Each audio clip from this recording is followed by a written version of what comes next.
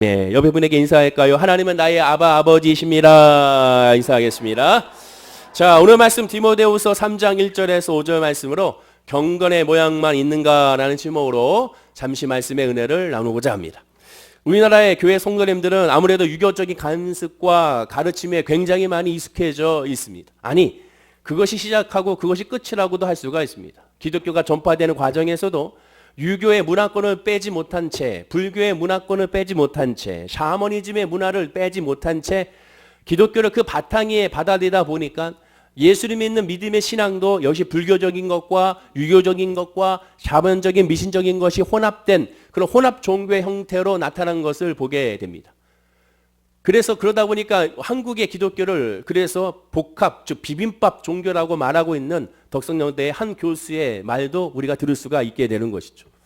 이것을 부인할 수는 없습니다. 왜냐하면 우리의 예배 형태와 하나님께 드려지는 기도라든가 또한 기도원 문화다든가 이런 걸 살펴보게 되면 이러한 이 세 가지의 이런 종교적인 문화가 조금씩 스며드는 상태로 발전했음을 우리가 부인할 수가 없기 때문에 그렇습니다. 단적인 예를 들자면 우리나라에 많은 외국에 있는 목사님들이 설교하러 오시고 교수님들이 오시죠. 지금은 이제 그런 모습이 많이 없지만 초창기만 해도 외국에 있는 목사님들이 오셔서 설교를 하실 때 강대상에 앉으시면 보통 어떻게 앉습니까? 저처럼 다리를 착 붙여가지고 쩍벌리 아닌 딱 붙여가지고 앉아있지 않죠. 어떻게 앉습니까? 대부분 다리를 꼬고 앉습니다.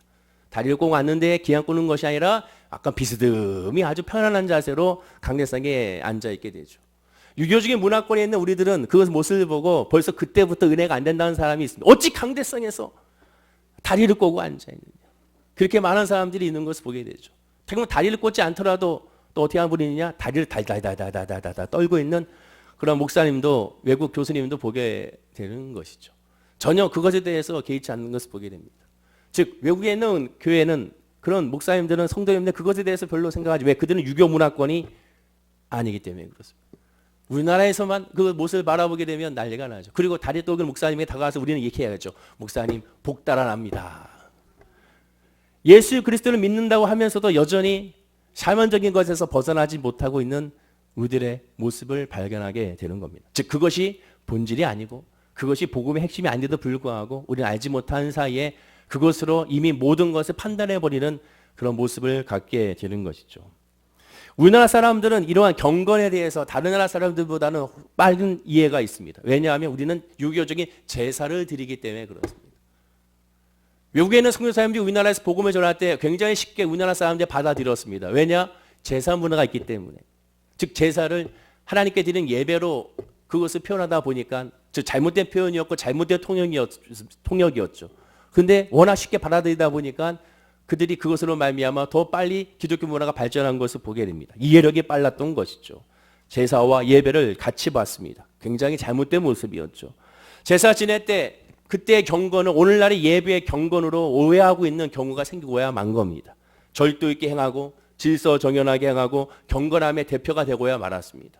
그러다 보니까 우리 어르신들은 어떻게 했습니까? 예배 드릴 때 주일날 올 때 항상 목욕제에 오신 분들이 있었고 새 옷을 사게 되면 제일 먼저 주일 예배 때 먼저 입는 것을 원하셨고 그다음에 헌금을 드릴 때도 제일 새 돈, 빳빳한 돈 만약에 그 돈이 빳빳하지 않으면 집에서 다리미로 데려서라도 헌금을 내는 분이 있었고 또 그 헌금을 낼 때도 항상 왔다 갔다 저 앞뒤가 섞이게 내는 것이 아니라 저 앞면이 쫙 차례차례 쫙 해가지고 정렬해서 또한 헌금을 냈던 그런 기억들이 있습니다.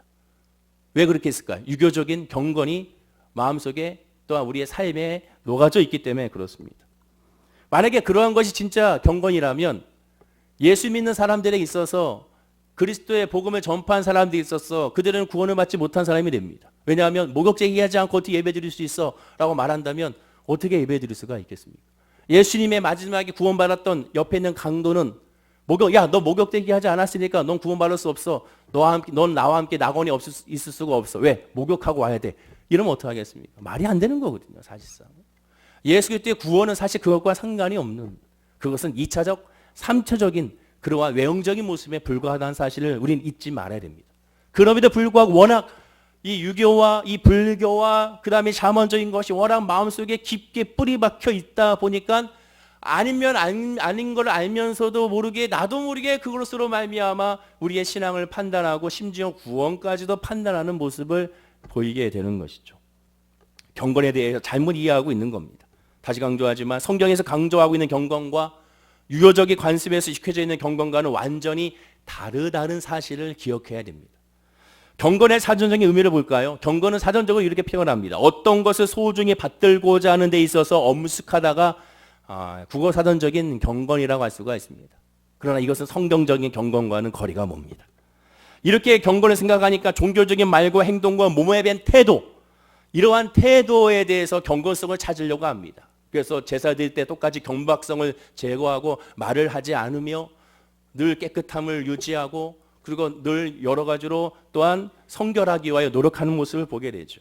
그리고 온유하면서도 엄숙한 모습을 경건이라고 포장하고 있는 것을 보게 됩니다. 우리가 예전에 제사 지릴 때 그런 모습이었죠. 그러나 오늘 본문에서 말씀하고 있는 경건은 완전히 다릅니다. 오늘 본문 말씀 우리 5절 말씀을 읽어볼까요? 자, 시작. 경건의 모양은 있으나 경건의 능력을 부인하니 이 같은 자들에게서 내가 돌아서라. 성경은 단호하게 말합니다. 경건의 모양은 있으나 경건의 능력을 부인하는 자들은 돌아서라. 그들과 함께하지 말라라고 말합니다. 경건은 모양으로만 따질 것이 아니라는 거죠. 모양이 아니라 능력으로 판정해야 한다는 겁니다. 능력이 중요하다는 거예요. 이 5절 말씀은 공동 번역으로 보면 겉으로는 종교 생활을 하는 듯이 보이겠지만 종교의 힘을 부인한 것입니다. 이런 자들을 멀리 하십시오. 외형적으로 봤을 때 신앙이 좋은 것이 중요한 것이 아니라는 거예요. 외형적으로 봤을 때 열심히 중요한 것이 아니라는 겁니다. 오해는 하지 마십시오. 그것이 진짜 중요치 않다는 것이 아니라 믿음 안에 복음 안에 있으면 외형적인 모습도 드러날 수밖에 없습니다. 그러나 그것 그 자체로 말미암아 모든 것을 결정하면 안 된다는 거예요. 경건은 보이는 것이 다가 아니라고 분명히 말합니다. 그렇다면 오늘 말씀을 통해 경건이 무엇인지 그리고 그 능력이 무엇인지를 우리가 살펴보고 나에게 있어서의 하나님 앞에 경건은 어떠한 모습인지를 점검하고 깨닫는 그런 시간이 되어야 될 줄로 믿습니다. 자, 그럼 성경은 경건에 대하여 어떻게 설명하고 있을까요?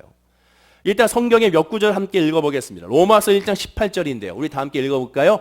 자, 시작. 하나님의 진노가 불의로 진리를 막는 사람들의 모든 경건치 않음과 불의에 대해 하늘로 쫓아 나타나라니. 하나님의 진노는 누구에게 있느냐? 경건치 않는 자에게 하나님의 진노가 있다고 말합니다. 이거 주목해야 되고 중요하게 받으셔야 됩니다. 하나님의 진노는 경건하지 않는 사람의 진노가 임한다는 거예요. 그러면 역으로 얘기하면 경건한 사람에게는 하나님의 진노가 임하지 않는다는 것을 의미하게 됩니다.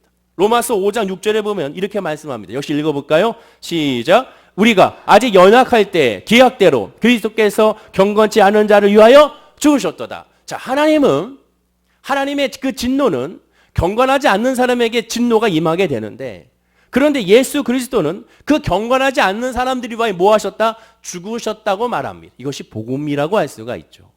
하나님 우리를 사랑하시기 때문에 경건하지 않는 사람도 사랑하기 때문에 그 경건하지 않는 사람을 위하여 뭐 하셨다? 죽으셨다라는 거예요. 나를 위해서만 죽으신 것이 아니라 내 옆 사람을 위해서도 죽으셨고 그리고 나를 위해서 내 옆 사람을 죽으신 것은 죄인들을 위하여 죽으셨으며 경건하지 않는 사람들을 위하여 죽으셨으며 심지어 극악무도한 자를 위해서도 그 사람이 사람이라면 하나님께서 그를 사람으로 태어나게 하셨다면 창조하셨다면 그 사람을 위해서라도 주님은 십자가에 달려 죽으셨다고 분명히 선언하고 있음을 기억해야 되는 겁니다. 그렇다면 하나님은 경건하지 않음에 대한 진노도 하시지만 동시에 경건하지 않는 사람들 위해서도 십자가에 죽으셨음을 의미하게 되죠. 자, 이것에 대하여 사도 바울은 그의 영적인 아들이라고 할 수 있는 디모데에게 편지하면서 이렇게 설명했습니다. 디모데전서 3장 16절입니다. 다 함께 읽어보겠습니다. 시작. 크도다 경건의 비밀이요 그렇지 않다 하느니 없도다. 그는 육신으로 나타난 바 되시고 영으로 의롭다 하심을 입으시고 천사들 가운데 보이시고 만국에서 전파되시고 세상에서 믿음 바 되시고 영광 가운데서 올리셨음이니라 라고 말합니다. 크도다 경건의 비밀이요. 비밀입니다. 비밀이 뭐예요? 아무나 공유할 수 없는 거예요. 비밀은 뭐예요? 믿는 자에게만 비밀을 얘기할 수 있어요. 아무나에게나 이 비밀을 말할 수 없어요. 여러분의 가장 큰 비밀이 무엇입니까? 그걸 아무나 공유합니까? 아무나에게 다 공유한다면 그건 비밀이 될 수가 없습니다. 그 비밀이라는 그것을 깨달을 수 있는 사람이 같이 나눌 수 있는 사람이 비밀을 나눌 수가 있게 되는 거예요. 집에 있는 현관문의 비밀번호 저한테 다 알려줄 수 있습니까? 다 알려줄 수 없습니다. 그걸 알려줄 수 있는 분이 있으면 저한테 다 적어주시면 제가 친절하게 여러분 안 계실 때 들어가겠습니다. 알려줄 수 없어요. 누구한테 알려줍니까? 가족에게 알려주죠. 함께 사는 사람에게 알려주죠. 그래서 비밀입니다. 그래서 뭐라고 얘기합니까? 우리는 비밀번호라고 말하죠. 경건의 비밀이라고 말합니다. 예수 그리스도 믿는 것은 그래서 비밀입니다. 왜? 아무나 공유할 수가 없습니다. 깨달아야 됩니다. 하나님과의 관계 형성돼야 이 비밀을 알 수가 있는 거예요. 그래서 그 비밀은 무엇이냐? 하나님이 경건이고 예수님의 경건치 않은 이유하여 죽으셨음, 이 자체, 즉 하나님은 우리를 사랑하시고 하나님이 바로 경건이시고 하나님의 경건치 않은 자에 의하여 예수님을 이 땅에 보내셨고 죽으셨다는 것, 이것이 바로 복음이고 그 복음이 바로 비밀이며 그 비밀의 핵심은 예수 그리스도라고 말씀하게 됩니다. 경건의 핵심은 바로 예수 그리스도로 출발하는 거예요. 경건이 목욕 제기하고 말하지 않고 엄숙하고 이것이 경건이 아니라 예수 그리스도가 경건의 출발점이라는 사실을 기억해야 되는 겁니다. 이 세 구절을 합하여 해석하면 결국 경건이란 예수 그리스도를 제대로 알고 제대로 깨닫는 것이 바로 경건이라고 말하는 거예요. 따라서 성도란 어떤 존재입니까? 예수 그리스도를 알고 예수 그리스도를 영접한 이미 복음 안에 들어온 사람을 그래서 우리는 성도라고 말하는 겁니다. 구별된 사람이라고 말하는 거예요. 그러면 예수 그리스도를 믿고 예수를 아는 것은 훈련이 필요합니까? 노력이 필요한 것인가요? 아닙니다. 그것은 바로 하나님의 은혜로 말미암아 깨닫게 되는 겁니다. 그래서 예수 그리스도를 복음을 전한다고 그랬지 가르치는 것이 아닙니다. 그것으로 말미암아 양육하는 것은 하나님의 말씀에 복음 안에 있는 사람을 그 복음으로 성장할 수 있도록 양육한다는 의미가 있고, 가르친다는 것은 복음 안에 믿음 안에 들어온 사람에게 이 육신과 싸워서 계속 하나님의 길을 갈 수 있도록 가르치는 것을 의미하는 것이고, 구원 그 자체는 가르치는 것이 아니라 선포입니다. 선포. 주 예수를 믿으라 선포인 것이죠. 그것은 가르치는 것이 아닙니다. 그러니 인간의 이성으로 이해가 안 되는 거예요. 그러니 열심히 교회 다닌다 하더라도 예수를 믿지 못하는가? 당연한 거예요. 내가 교회를 열심히 다니고 빠지지 않고 열심히 찬양하고 기도한다 하더라도 난 도저히 예수를 믿어지지가 않습니다. 예수가 누구인지 아직도 난 모르겠습니다. 당연한 거예요. 하나님의 영이 아니면 하나님의 영을 깨달을 수가 없기 때문에. 오히려 그렇게 고백한다는 것이 고마운 겁니다. 왜? 솔직한 본인의 영적 상태를 말하는 거기 때문에. 그러면 무엇을 기도합니까? 하나님, 이분이 예수를 아직 알지 못합니다. 이를 위하여 기도하오니 깨닫게 없어서, 찬양 중에 깨닫게 없어서, 말씀 가운데 깨닫게 없어서, 기도 가운데 깨닫게 없어서. 그 더 중요한 건 하나님 부디 아프지 않고 깨닫게 없어서, 문제가 생겨서 깨닫지 않게 없어서, 눈물 흘리면서 깨닫지 않게 없어서, 잘 되고 있을 때, 평안할 때, 큰 문제가 없다고 본인이 생각하고 있는 그 순간에, 예수가 나는 필요치 않다고 생각하는 그 순간에 오히려 예수를 깨닫게 해달라고 기도하는 것. 이것이 진짜 우리가 급하게 기도할 기도의 제목인 것이죠. 예수 그리스도를 믿는다는 것, 예수 그리스도를 의지한다는 것, 그 예수 그리스도를 바라본다는 것, 하나님의 영이 아니면 안 되는 사실을 늘 알아야 되는 겁니다. 그러니 안타까운 심정을 계속 기도하고 때를 얻든지 못 얻든지 너는 복음을 전파하는 이유가 바로 여기에 있게 되는 겁니다. 때를 얻을지 모르지 너는 열심히 복음을 가르치러 간 복음을 전파하라. 하나님의 말씀을 선언하는 것입니다. 그렇다면 이 경건의 능력이란 무엇일까? 자, 요한복음 1장 12절과 13절 말씀 읽어볼까요? 자, 시작. 영접하는 자, 곧 그 이름을 믿는 자들에게는 하나님의 자녀가 되는 권세를 주셨으니 이는 혈통으로나 육정으로나 사람의 뜻으로 나지 아니하 오직 하나님께로부터 난 자들이니라. 경건의 능력이란 무엇입니까? 그 능력이란 내가 하나님의 자녀라는 사실을 인지하는 겁니다. 정체성이에요, 정체성. 아, 나는 하나님의 자녀구나. 여기에는 혈통이나 육정이나 사람의 뜻을 하지 않는다고 했습니다. 은혜로 말미암아 된 거예요. 즉 내가 어떠한 신분이라는 것을 깨닫는 것이 능력입니다. 나는 하나님의 자녀라는 걸 깨닫는 순간 그로 말미암아 내가 잘하든 내가 똑똑하든 내가 멍청하든 상관이 없습니다. 그 신분, 그 자녀이기 때문에 하나님의 임재로 말미암아 승리하게 되는 거예요. 신분 사회에서는 바로 아버지가 누구냐에 따라서 그 자녀가 똑똑하든 멍청하든 잘났든 못생겼든 무슨 상관입니까? 아프든 안 아프든 아버지에 따라서 자연스럽게 그 신분이 그대로 대물림되는 것이죠. 아무리 멋있고 잘생기고 똑똑한다 하더라도 죄송합니다. 상놈이면 상놈의 삶을 살 수밖에 없습니다. 아무리 무식쟁이라 하더라도 그가 사대부로 가문에 태어나면 그는 사대부가 되는 거예요. 우리가 예수 그리스도의 믿음으로 말미암아 깨닫는다는 것은, 복음을 깨닫는 것은 내가 하나님의 자녀라는 깨닫는 겁니다. 부족하고 연약하고 죄성이 많지만 그러니까 나는 하나님의 자녀라는 사실을 더 인지해야 한다는 사실을 고백하는, 그것이 믿음의 은혜라는 것이죠. 예수를 영접하는 순간 하나님의 자녀가 되는 권세를 누리게 됩니다. 그래서 그것을 권세라고 하는 거예요. 힘이라고 하는 겁니다. 그러므로 경건의 능력이나 다른 것이 아니에요. 정체성을 깨닫는 것이고, 그 정체성을 깨닫는 것은 내가 얼마나 예수를 바라보느냐에 따라서, 얼마나 내가 성령님을 인정하고 환영하고 모셔드리냐에 따라서, 얼마 하나님의 인도하심을 받고 따르냐에 따라서 그 싸움이 좌지우지되는 겁니다. 왜? 나로부터 말미암아 출발한 것이 아니라 주님으로 말미암아 나오는 것이기 때문에 그렇습니다. 역으로 말해 성령의 권능으로 생각하고 사고하고 말하고 행동하는 자는 자연히 경건의 모습도 띠게 되는 거예요. 재차 강조하지만 경건이 절대 종교적인 엄숙함을 말하는 것이 아니라 그 정체성을 깨닫는 순간, 내가 하나님의 자녀지, 난 하나님의 백성이지, 하나님이 나를 위하여 이 땅에 오셨지, 나를 위하여 죽으셨지, 나를 위하여 보혜사 성령을 나에게 보내주셨지, 바로 나로 말미암아 나 때문이지라는 그런 사실을 인지하는 순간 그 은혜의 강물에, 은혜의 바다에, 은혜의 하늘에 거하게 되는 것입니다. 옆에 분에게 인사할까요? 하나님은 나를 사랑하십니다. 인사하시기 바랍니다. 오늘 본문 5절을 설명하기 위하여 그 앞에 문맥을 보십시오. 앞에 5절을 설명하기 위해 1절과 4절을 얘기했습니다. 우리 다 함께 읽어보겠습니다. 본문 시작. 너는 이것을 알라. 말세에 고통하는 때가 이르러 사람들이 자기를 사랑하며 돈을 사랑하며 자랑하며 교만하며 비방하며 부모를 거역하며 감사하지 아니하며 거룩하지 아니하며 무정하며 원통함을 풀리지 아니하며 모함하며 절제하지 못하며 사나우며 선한 것을 좋아하지 아니하며 배신하며 조급하며 자만하며 쾌락을 사랑하기를 하나님 사랑하는 것보다 더하며. 초대교회 당시의 모습입니다. 경건의 모양이 있으나 능력이 없다고 말씀하신 앞에 있는 문맥의 정확한 의미는 무엇입니까? 마지막 구절에 정리하죠. 하나님을 사랑하는 것보다 더한다. 쾌락을, 이 세상을 사랑하는 것이 하나님 사랑보다 더하기 때문에 나머지 모든 이러한 문제들이 발생하게 된다고 말합니다.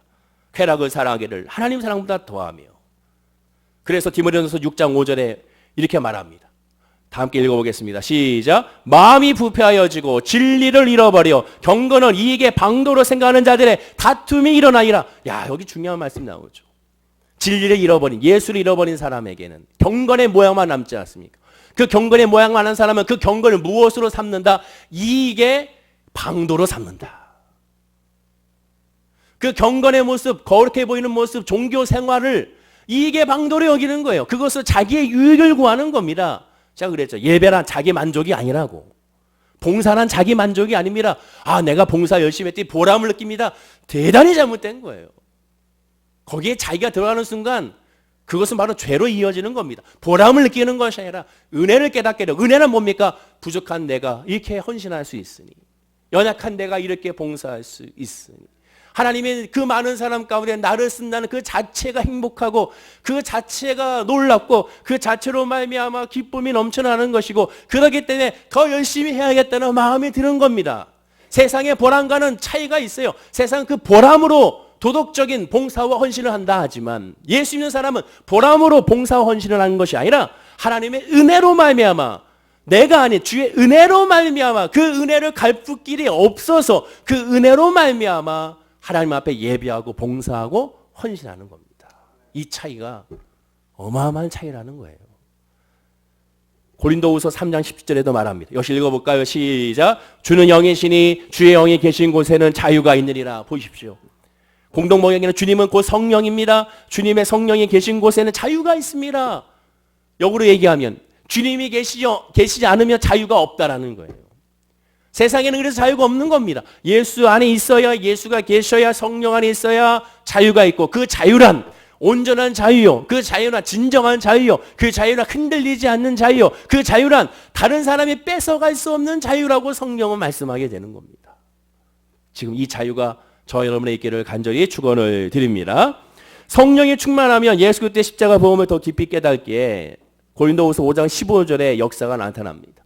우리 다 함께 읽어보겠습니다. 시작. 그가 모든 사람을 대신하여 죽으심은 살아있는 자들로 하여금 다시는 그들 자신을 위하여 살지 않고 오직 그들을 대신하여 죽었다가 다시 살아나신 이를 위하여 살게 하려 함이라. 여기 나오죠. 오직 그들을 대신하여 죽었다가 다시 살아나신 이를 위하여 살게 하려 함이라. 예전에는 나를 위하여 살았어요. 내 가정을 위하여 살았습니다. 세상 말로 먹고 살려고 살았어요. 제가 굉장히 예전에 그 목사님들하고 같이 식사하고 차를 한 잔씩 마시면서 이제 교회 얘기도 하고 지방의 얘기도 하고 또 이렇게 얘기하다 보는데 한 분이 그런 얘기 하더라고요. 이제 밥 먹고 나서 차 마시러 가자고 하시면서 자, 우리 차 마시러 갑시다. 어차피 먹고 살자고 하는 건데. 근데 갑자기 그 얘기 딱 듣는 순간 혼란이 들어왔습니다. 그래, 우리가 먹고 살고자 하는 건가? 이 목사가 먹고 살자고 하는 건가? 갑자기 그런 생각이 들죠. 무슨 의미인지는 알지만 그러나 그 말 한마디가 굉장히 마음을 치더라고요. 여러분들 직장생활이 먹고 살고 하는 겁니까? 예수 믿는 사람에게는 먹고 살고자 하는 것이 아니에요. 사업하는 거 겉으로 봤을 때는 먹고 살고자 하는 것으로 보이겠지만 예수 안에서는 그것이 아니라고 성경은 분명히 말씀하고 있습니다. 내가 너희들에게 사명을 주노니 먹고 살고자 하기 위함이라 그렇게 성경은 말씀하고 있지 않으면 우리는 기억해야 한다는 거예요. 예수를 위하여 살아가고 있음을 기억해야 됩니다. 예수를 위하여 살아간다는 뭡니까? 예수의 복음을 전하는 삶이고 하나님께 영광을 드리는 삶을 살아간다는 사실을 우리는 기억하고 깨달아 알아야 한다는 거죠. 한마디로 예수와 뗄래야 뗄 수 없는 관계 안에 있기 때문에 그러므로 살아가는 사실을 우리가 기억해야 됩니다. 예수님과 관계를 맺으면 어떻게 됩니까? 자신의 비참한 상태를 늘 발견합니다. 가난한 마음이 되는 거예요.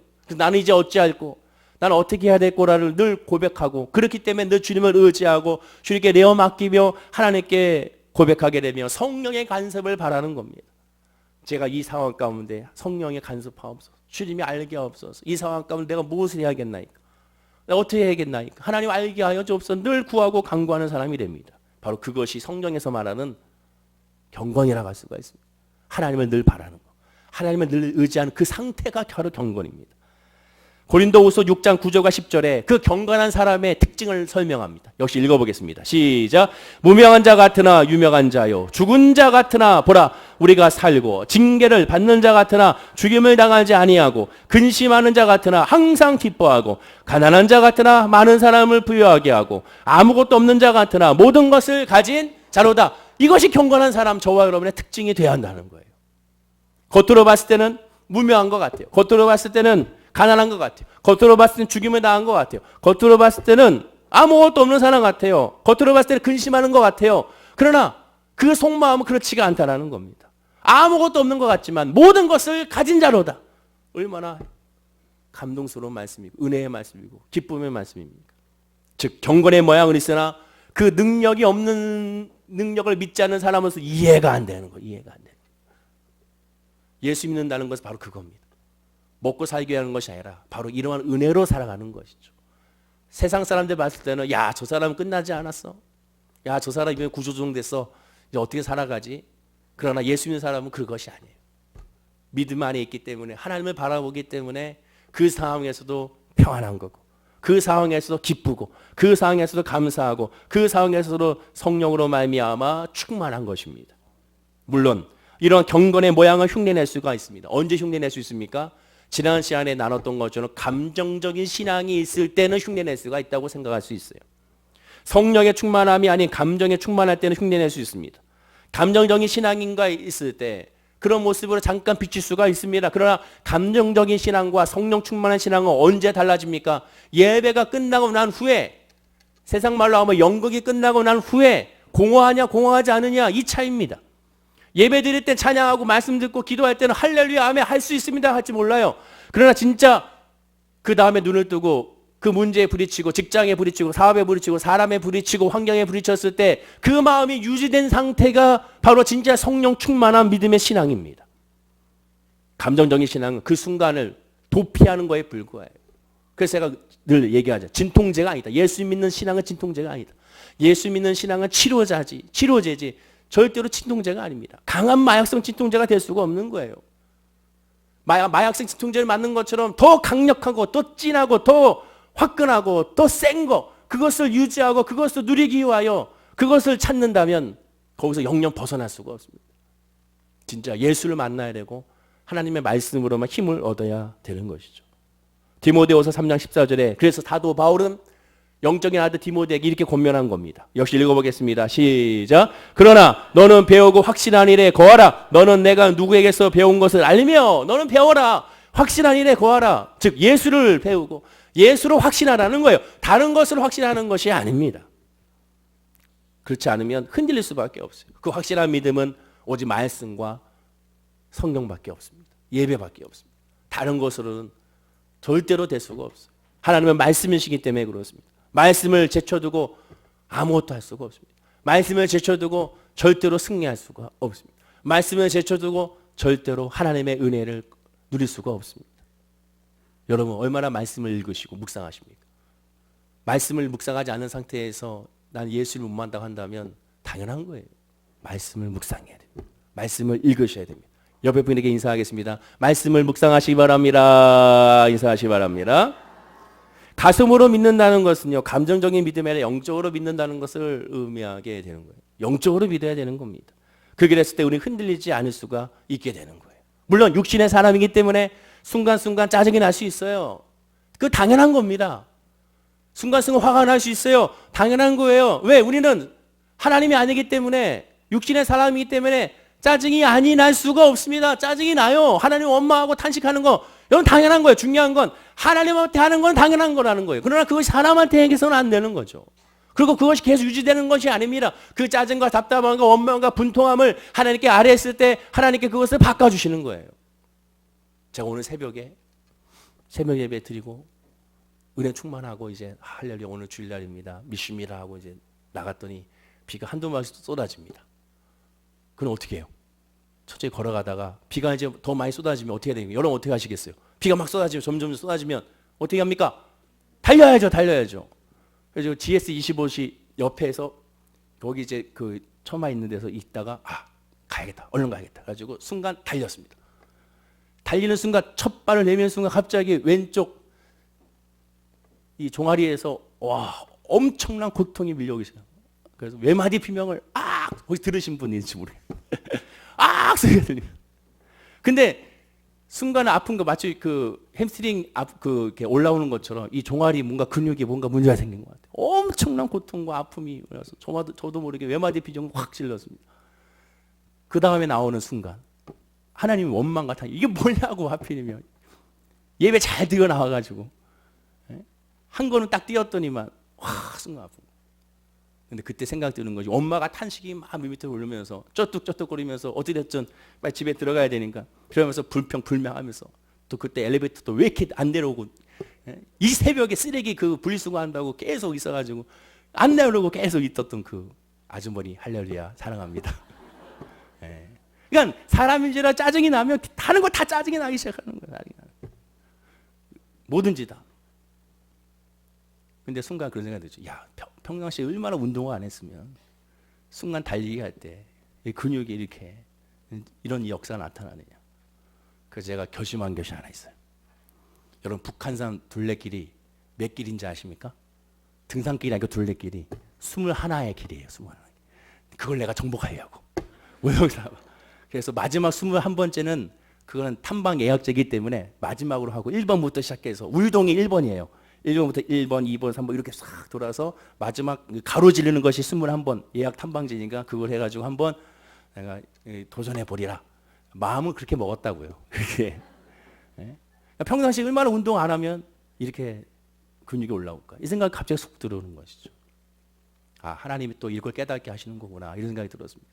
인간인지나 짜증 날 수 있어요. 인간인지나 화가 날 수 있어요. 하필이면 이때에 라고 말할 수 있습니다. 하필이면 이런 순간에 이런 생각이 있어요. 그러나 하나님은 말씀하시죠. 그러니까 이때니까 이 순간이니까 지금이기 때문이라고 하나님은 말씀하신다는 그 음성을 여러분들 들으셔야 되는 겁니다. 그러면 나에게 결코 나쁜 것이 아니라는 사실을 깨닫게 되는 거예요. 그것이 바로 하나님 앞에 경건이라고 할 수가 있게 되는 겁니다. 로마서 5장 3절과 4절은 분명히 말합니다. 역시 읽어볼까요? 시작. 다만 이뿐 아니라 우리가 환난 중에도 즐거워하나니 이런 환난은 인내는 연단은 소망을 이루는 줄 아미로다. 보십시오. 환난 중에 즐거워한다. 예수 믿는 사람이 환난 중에 즐거워한다 하면 여러분 환난 중에 즐겁습니까? 세상 사람들 봤을 때 환난 중에 즐거워하면 뭐가 되죠? 미친 사람이잖아요. 정신 나간 사람이죠. 환난 중에 즐거워하다니. 와, 나 환난이 있다. 할렐루야. 세상 사람이 봤을 때는 미친 거죠. 우리 이성적으로 보십시오. 상식적으로 보세요. 이해가 안 되는 겁니다. 그러나 우리 뭐가 있습니까? 예수 그리스도의 믿음 안에 있기 때문에 이것이 즐거움이라는 사실을 깨닫게 돼요. 그 이유는 환난은 인내를, 인내는 연단을, 연단은 소망을 이룬 줄 알기 때문에 그 끝은 결국 소망임을 알기 때문에 우리는 즐거워할 수가 있는 거예요. 더 중요한 건 그 중간에 뭐가 있습니까? 환난에서 바로 소망으로 넘어가는 것이 아니에요. 환난과 소망 사이에는 두 가지가 있죠. 인내와 연단을 통과해야 소망을 얻게 됩니다. 그럼 왜 인내와 연단을 통과해야 됩니까? 지난 시간 말씀처럼 하나님 우리를 빚어주셔야 되기 때문에 그 소망을 받아들일 그릇을 대야지. 안 그러면 아무런 의미가 없으니 하나님 우리를 계속 빚어주시는 거예요. 그렇게 됐을 때 진정한 은혜를 누릴 수가 있게 되는 겁니다. 또 이렇게 할 수 있는 근거는 오직 내 믿음이 아닌 내 신앙이 아니라 하나님의 은혜로 말미암아 이루어지는 거예요. 그래서 로마서 1장 2절과 2절 이 말씀의 앞절을 보십시오. 이렇게 설명합니다. 역시 읽어보겠습니다. 시작. 그러므로 우리가 믿음으로 의롭다 하심을 받았으니 우리 주 예수 그리스도로 말미암아 하나님과 화평을 누리자. 또한 그로 말미암아 우리가 믿음으로 서 있는 이 은혜에 들어감을 얻었으며 하나님의 영광을 바라고 즐거워하느니라. 보십시오. 우리 주 예수 그리스도로 말미암아 이 은혜에 들어감을 얻었기 때문에 예수로 말미암아 은혜에 들어감을 얻었기 때문에 그래서 환난 중에도 우리가 즐거워한다는 거예요. 괜히 그런 것이 아니라 근거가 어디 있습니까? 나의가 아니라 주님께 있기 때문에 즐거워할 수가 있는 겁니다. 그렇기 때문에 이어지는 5절과 6절도 그래서 이 중심으로 설명하는 거예요. 혹시 읽어보겠습니다. 시작. 소망이 우리를 부끄럽게 하지 아니함은 우리에게 주신 성령으로 말미암아 하나님의 사랑이 우리 마음에 부은 바 됨이니 우리가 아직 연약할 때 기약대로 그리스도께서 경건하지 않는 자를 위하여 죽으셨도다. 보십시오. 우리에게 주신 성령으로 말미암아 우리 마음에 부어줬기 때문에 그렇기 때문에 즐거워하게 되는 거예요. 그렇기 때문에 기쁜 거예요. 그렇기 때문에 감사가 되는 거예요. 우리가 아직 연약하니까 기약대로 약속대로 그렇게 해서 경건치 않은 나를 위하여 죽으셨기 때문에 그 은혜로 말미암아 그 약속의 힘으로 우리가 살아갈 수 있음을 성경은 말씀하고 힘을 얻을 수 있음을 말씀하고 그래서 합력하여 선의 이름을 말씀하고 그렇기 때문에 망하지 아니하고 잘 될 수밖에 없음을 말하게 되는 겁니다. 여러분에게 축복하겠습니다. 예수 안에서 당신은 잘 됩니다. 축복하시기 바랍니다. 한 번 더 정말로 마음에 원하는 마음으로 선포하시기 바랍니다. 옆에 분에게 당신은 예수 안에서 잘 됩니다. 말씀하시기 바랍니다. 기도나 말씀이나 금식이나 철야나 찬양은 우리는 너무 잘합니다. 그런데 문제는 뭐냐? 이것으로 현실을 기피하고 있습니다. 믿음으로 피하려고 합니다. 기도로 피하려고 합니다. 말씀으로 피하려고 합니다. 대단히 잘못된 거예요. 당연히 기도와 말씀 안에 있어야 됩니다. 그러나 여기서 피한다는 의미는 무엇이냐? 내가 기도했으니까 괜찮을 거야. 내가 말씀 봤으니 괜찮을 거야. 내가 오늘 예배 드렸으니 괜찮을 거야. 내가 기도원에 갔다 왔으니 괜찮을 거야. 이것이 바로 피하는 거예요. 이것이 잠언적인 겁니다. 이것이 바로 미신이에요. 내가 이걸 했으니 이 했으니는 말을 없애야 되는 거예요. 성경은 했기 때문이라고 절대로 말하지 않습니다. 현재 진행형이에요. 예수로 말미암아 지금이라는 것은 예수 때문이지. 내가 기도했기 때문에 내가 아니라는 사실을 알아야 되는 거예요. 믿음을 피하는 것이 아니라 믿음 예수 안에 있으면 정면 돌파하는 겁니다. 뒤로 물러가는 것이 아니라 그 믿음으로 나아가는 것을 의미하게 돼요. 성경에 말하는 권면을 보십시오. 하나님의 권면은 피하지 않는 거예요. 모세야 뒤로 물러가지 말고 저 백성들 향하여 지나가라. 근데 그 백성이 뭐하고 있습니까? 다 돌 들고 있잖아요. 돌 들고. 모세 죽이려고 돌을 다 들고 있는데 그 백성들을 사이를 지나가라고 말씀하고 있는 사실을 우리가 알아야 한다는 거죠. 왜 다윗을 하나님께서 마음이 합하다고 합니까? 다윗은 연구할수록 너무 놀라워요. 시편 23편을 보십시오. 우리가 잘 알고 있는 시편 23편인데 의외로 시편 23편은 의외로 또 모르는 것이 시편 23편입니다. 참으로 은혜로운 까닭은 시편 23편이 여호와는 나의 목자시니 내가 부족함이 없음이로다. 그가 나를 푸른 초장에 누이시며 쉴 만한 물가로 인도하시는도다. 나를 푸른 초장에 누이시고 쉴 만한 물가로 인도하시기 때문에 시편 23편이 은혜로운 것이 아닙니다, 여러분. 그것은 경건의 모양이죠. 다윗이 고백하고자 하는 핵심 뭡니까? 푸른 초정과 쉴 만한 물가로 나를 인도하신다고 했는데 그 다음부터 말하는 즉 1절과 2절은 서론이고 나머지는 본론이고 마지막 6절이 결론이라고 할 수가 있다면 본론적으로 말하는 것이 뭐였습니까? 그 중간에 말하는 건 뭐예요? 안락과 평안을 말하는 것이 아니라 사망의 음침한 골짜기로 바로 들어갑니다.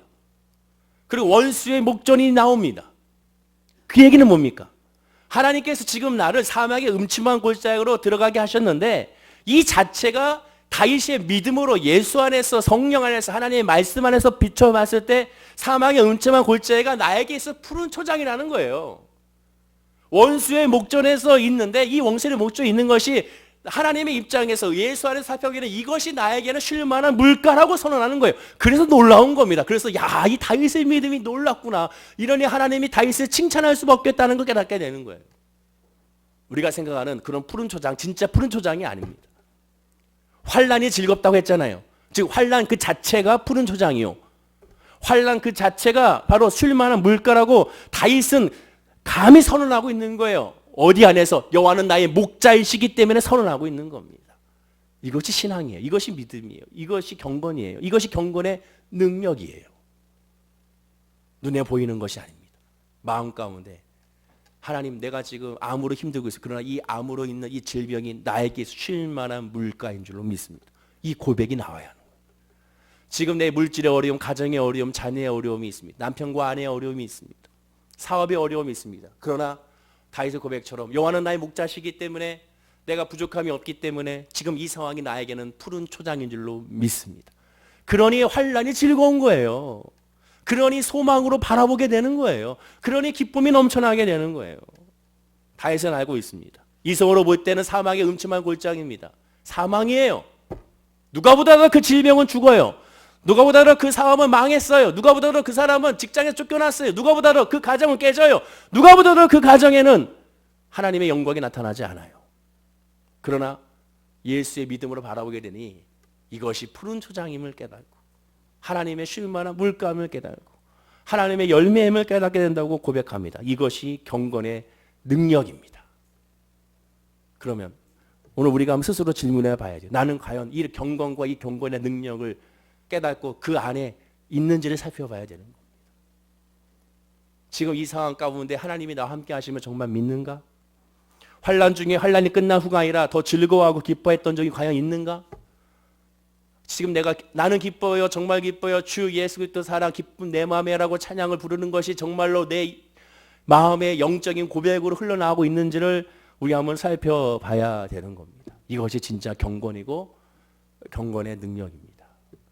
우리 월계순목의 모르는 성도님들은 바로 이 경건과 경건의 능력으로 살아가야 되고 그것으로 말하며 위로받아야 되고 그것으로 승리해야 될 줄로 믿습니다. 여러분에게 인사할까요? 주님이 함께 하십니다. 인사하시기 바랍니다. 한 번 더 인사하겠습니다. 하나님은 당신을 사랑하십니다. 인사하겠습니다. 마지막으로 인사하겠습니다. 그러니 걱정하지 마시기 바랍니다. 인사하시기 바랍니다. 저와 여러분 하나님의 자녀입니다. 예수 안에서 자유하고 예수 안에서 기뻐하고 예수 안에서 평안한 우리 성도님이 됐을 때 반드시 지금은 아프지 몰라도 곧 옛일을 뒤돌아보면서 야, 그때 하나님의 이런 은혜가 있었구나. 그때는 왜 내가 발견하지 못했지라는 것을 깨닫는 날이 반드시 오게 되고 그로 말미암아 나도 모르게 성장한 나 자신의 모습을 발견하는 날이 반드시 오게 될 줄로 믿습니다. 기도하겠습니다. 아버지 하나님 감사합니다. 경건의 모양만 있는 우리의 자신을 발견하게 됩니다.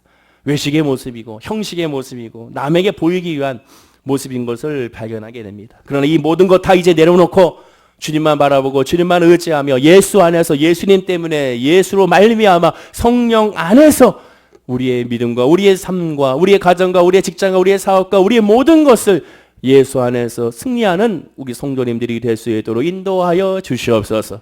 오직 예수 안에서 영혼의 자래고 범사가 자르면 강건할 수 있도록 은혜를 부어주시고 믿음을 부어주시고 담대하게 싸워 이기는 피하지 아니하고 정면 돌파하는 우리 성도님들이 다 되게 하여 주옵소서.